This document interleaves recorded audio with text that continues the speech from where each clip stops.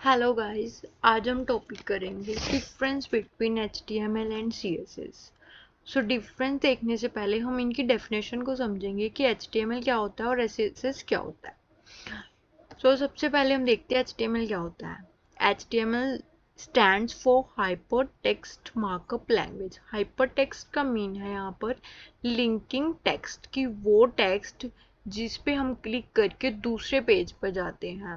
मतलब एक पेज को जो दूसरे पेज के साथ कनेक्ट करता है वो होता है हाइपर टेक्स्ट। जैसे कि एक वेबसाइट में बहुत सारे वेब पेजेस होते हैं, तो एक पेज से दूसरे पेज पर जब हम जाते हैं तो हम लिंकिंग का यूज़ करते हैं, तो इसलिए यहाँ पे हाइपर टेक्स्ट लिखा है। मार्कअप लैंग्वेज मीन्स ये जो लैंग्वेज है ये प्रोग्रामिंग लैंग्वेज से बिल्कुल डिफरेंट होती है। इसमें कोई लॉजिक वगैरह नहीं लगते। इसमें होते हैं प्री डिफाइंड टर्म्स, जिसमें इसमें इसकी कोडिंग जो होती है वो टैग्स के थ्रू होती है और इसमें बहुत सारे टैग होते हैं। आगे हम देखते हैं, it is the standard markup language for creating web pages to be displayed in a web browser। कि ये जो मार्कअप लैंग्वेज है वो वेब पेज को क्रिएट करने के लिए यूज़ करते हैं, जो कि हमारी कहाँ पे शो होती है, ये वेब ब्राउज़र में। और जो HTML का कोड है जो हम टैग्स के थ्रू लिखते हैं वो वेबसाइट को क्या देता है, स्ट्रक्चर देता है। It is a base of website, और ये वेबसाइट के जो HTML कोड है ये वेबसाइट के बेस की तरह काम करता है, लाइक स्केलेटन। ये एक स्केलेटन की तरह काम करता है। आ गया था हिस्ट्री ऑफ HTML। HTML की हिस्ट्री देखिए अब। HTML was created by Tim Berners-Lee in 1990 but was not officially released।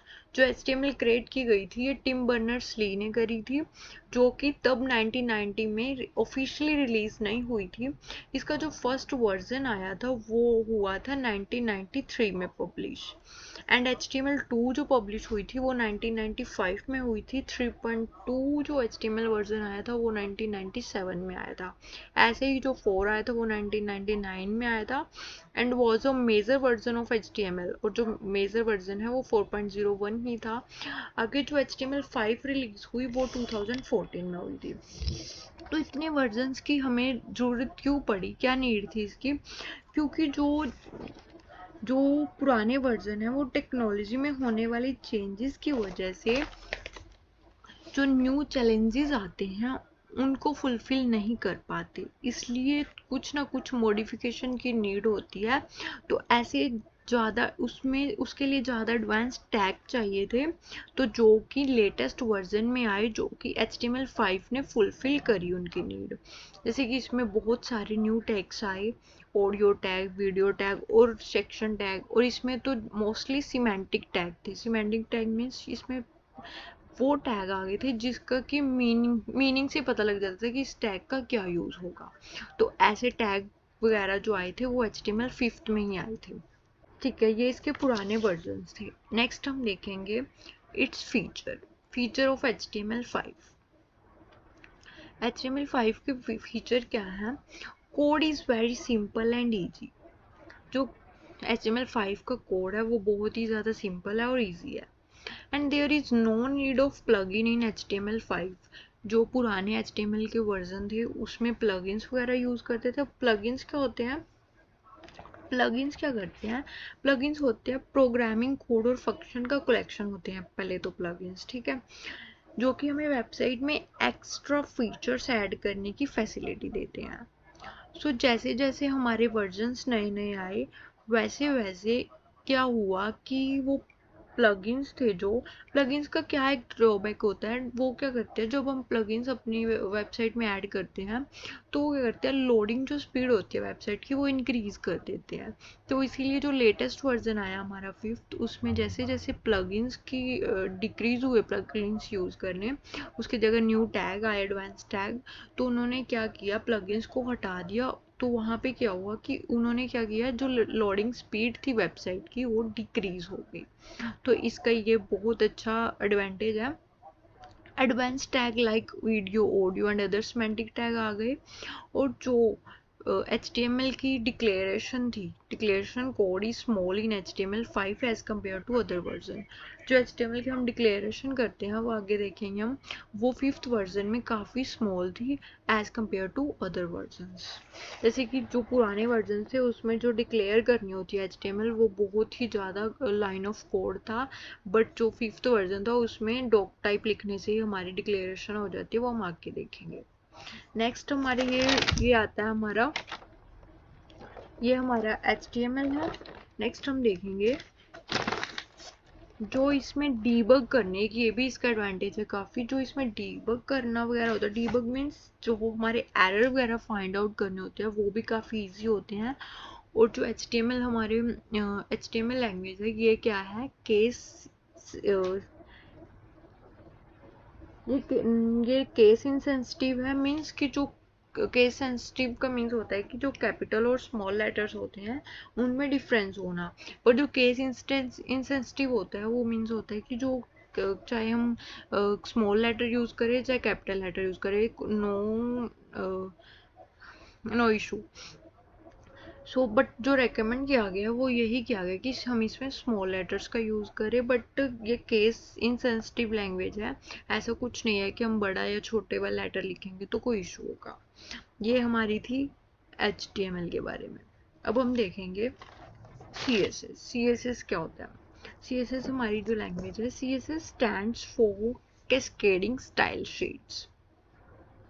इसका क्या मीनिंग है? It is a style sheet language which use to styling और ब्यूटिफाई एन HTML डॉक्यूमेंट।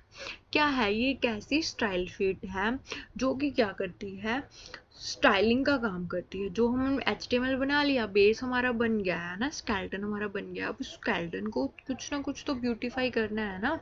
जैसे कोई भी हम शेप बनाई है, यहाँ पर है ना शेप बनी है, तो इसमें जो हमने कलर दिया है तो ब्यूटीफाइंग इसी को ही बोलते हैं ना, ब्यूटीफाई किसी चीज़ को, स्टाइलिंग देना, कलर देना, बैकग्राउंड कलर देना, उसको टेक्स्ट का फॉन्ट साइज, फॉन्ट यूज़ करना वगैरह है ना, तो बैकग्राउंड कलर, टेक्स्ट कलर, ये सब यूज़ करना। तो ये जो स्टाइलिंग है ये कौन देता है? CSS देता है। HTML का काम क्या है? सिर्फ वो टेक्स्ट को राइट करना, पर जो उसकी स्टाइलिंग है वो आएगी CSS से। तो CSS का यहाँ पे ये यूज़ है। CSS is the one of 3 main languages used to design web content along with HTML, hypertext markup language and JavaScript। तो CSS जो है, जो फ्रंट एंड डेवलपमेंट होती है उसमें जो 3 लैंग्वेज मोस्टली यूज़ होती हैं, HTML, CSS और जावास्क्रिप्ट, सबसे जो ब्यूटीफाइंग का काम करते हैं, मतलब डिज़ाइनिंग के लिए CSS ही यूज़ करते हैं हम HTML के साथ। ठीक है, आगे हम देखते हैं जो CSS के 3 टाइप्स दिए हुए हैं, inline CSS, internal CSS and external CSS। ये भी हम देखेंगे क्या होता है। पहले हम इससे पहले हम देखेंगे कि इसकी हिस्ट्री क्या है CSS की।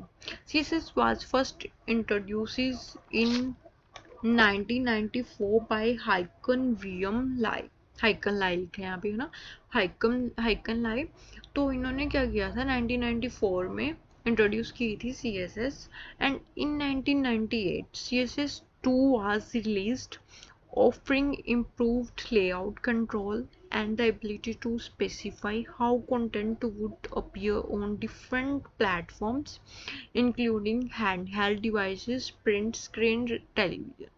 तो इन्होंने क्या किया, 1998 में जो इसका नेक्स्ट वर्जन आया था CSS2 वो रिलीज हुई, उसने क्या किया, उसने और भी ज़्यादा काफ़ी ज़्यादा इम्प्रूव किया लेआउट्स को, कंट्रोल वगैरह करना उसमें ही हुआ CSS2 में। एंड कि डिफरेंट जो प्लेटफॉर्म्स हैं, लाइक हमारे मोबाइल फ़ोन हैं, हमारे लैपटॉप हैं, ये अलग अलग स्क्रीन पे इन्होंने क्या किया कि ये इस पे कैसे हमारी जो वेबसाइट है वो कैसे विजुअल होगी। तो वो भी 1998 में ही काफ़ी इम्प्रूव हुई थी ये वाला पॉइंट भी। नेक्स्ट पॉइंट है CSS3 in 2011 added functionality such as responsive web design and support for many new font types। तो 2011 में CSS3 हमारी रिलीज हुई थी, तो उसमें ये वाले हमारे फंक्शनल ऐड हुए थे। तो जो हमारा लेटेस्ट वर्जन चल रहा है वो CSS का 3rd वर्जन ही चल रहा है। नेक्स्ट हम देखते हैं इनलाइन CSS। जो इनलाइन CSS होती है वो क्या होती है, the CSS styling directly within HTML elements using the style attribute, it is used to apply a unique style for a single element. पहले तो इनलाइन CSS का, इनलाइन का मीन क्या होता है कि विद इन द लाइन, कि line के अंदर ही। तो ये वो CSS है, इसकी स्टाइलिंग कैसे करते हैं CSS की, कि जो भी हमारा एलिमेंट है उसको हम पर्सनली हम उसको स्टाइलिंग देंगे। जैसे कि ये डॉक टाइप, पहले ये देखो सिंटैक्स इसका, डॉक टाइप जो मैंने बोला था ये इसकी ऐसे डिक्लेरेशन करते हैं HTML5 में। फिर ये टैग है HTML, देन बॉडी टैग है। अब जो H1 टैग है हेडिंग, उसके अंदर हमने स्टाइल यूज किया, एट्रीब्यूट, स्टाइल एट्रीब्यूट यूज किया।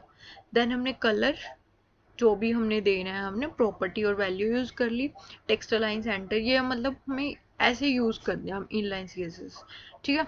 ये मेन पर्पस हमारा दिखाने का यही है कि ये ऐसे करते हैं इनलाइन CSS यूज स्टाइल के अंदर, ठीक है। ये होती है इनलाइन CSS। ये यूनिकली स्टाइल देती है सिंगल एलिमेंट को, मतलब वो एलिमेंट में ही हम स्टाइलिंग देंगे जिसमें हम चाहिए। अगर हमें इस P में नहीं चाहिए तो हम इसमें नहीं देंगे। जो H1 का स्टाइलिंग है वो H1 में ही रहेगा, जो P का है वो P में, मतलब डिफरेंट स्टाइलिंग हम दे रहे हैं इसमें। नेक्स्ट यूज करते हैं internal CSS। It is used if one single HTML page has a unique style. इसमें क्या करते हैं हम, इसमें जो एक सिंगल HTML पेज है उसमें हम यूनिक स्टाइल दे देंगे। लाइक जैसे कि वो हम पर्सनली हर एक टैग में दे रहे थे एलिमेंट में, बट हम क्या करेंगे कि अब भी जो इसकी होती है इसमें हम क्या करेंगे, पर्सनली नहीं देंगे, हम पूरे पेज की यहाँ पे स्टाइलिंग देंगे। वो कैसे देंगे, जो हेड टैग है उसके अंदर हमें स्टाइल टैग यूज करना है। नोट दिस पॉइंट, जो इनलाइन CSS थी उसमें हमें स्टाइल एट्रीब्यूट यूज करना था रेलिवेंट एलिमेंट्स में, बट हम यहाँ पे हेड सेक्शन में स्टाइल टैग यूज कर रहे हैं, ठीक है। स्टाइल टैग यूज किया, देन उसके बाद हमने क्या किया, जो भी हमें जिस भी पार्ट को हमें कोई भी स्टाइलिंग देनी है, मॉडिफाई करना है, उस पार्ट को हम लिखेंगे। जैसे बॉडी पार्ट को हमने लिखा और उसमें प्रॉपर्टी और वैल्यू दे दी, बैकग्राउंड कलर ब्लू कर दो, ठीक है। H1 को कलर मैरून कर दो, जो भी हमने देना है ना, ये प्रॉपर्टी वैल्यू वगैरह हम बाद में देखेंगे। ये सिर्फ हम स्टाइलिंग देख रहे हैं कि हम कैसे कैसे किन किन वे से करते हैं। एंड थर्ड वे आता है हमारा external CSS। Each HTML page must include a reference to the external style sheet file inside the link element inside the head section। अब क्या आता है, जो ये एक्सटर्नल CSS है इसका बहुत ज़्यादा बेनिफिट ये क्या रहता है कि जैसे इंटरनल CSS थी वो एक यूनिक पेज की स्टाइलिंग थी, पर ये क्या है, हम एक टाइम पे मल्टीपल पेजेस को, मल्टीपल HTML डॉक्यूमेंट को स्टाइलिंग दे सकते हैं। वो कैसे, हेड सेक्शन में हम लिंक टैग यूज करेंगे, देन उसमें ये एट्रीब्यूट यूज करेंगे रेल, जो कि स्टाइल शीट है हमारी, और यहाँ पे हमने लिंकिंग दे दी, किसके साथ कर दी, माई स्टाइल डॉट CSS, ठीक है। ये हमारी क्या है, ये वो लिंक है, उस शीट का लिंक है जो हमारी, जिसमें हमने CSS की स्टाइलिंग करी है, ठीक है। मतलब कि एक्सटर्नल फाइल को हमने अपनी HTML डॉक्यूमेंट में क्या कर दिया, लिंक कर दिया, कनेक्ट कर दिया। तो इसमें हमारा सिंपल,